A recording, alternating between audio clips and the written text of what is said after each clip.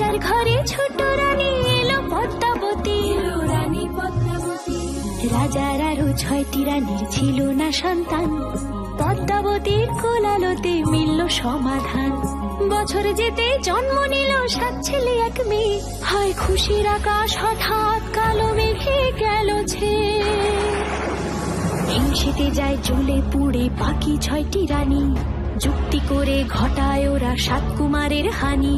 সুযোগ মতো 7 ছেলেকে মাটিতে দেয় পুঁতে, বাঁচে একা পারুল, ওরা পায় না তাকে ছুতে। ধাইমা বাজায় সেই মেয়েকে বড় করে তোলে, 7 ভাইকে পায় যে পারুল 7টি চাপা ফুলে। এত কিছুর পরেও রাজার বিপদ যে কাটে না, সূর্য নগরে সুখের সূর্য আর ওঠে না। হিংসা বিবাদ বিচ্ছেদ আর প্রেমের কাহিনীতে পারুল বোন কি পারবে 7 ভাই চম্পাকে জাগাতে।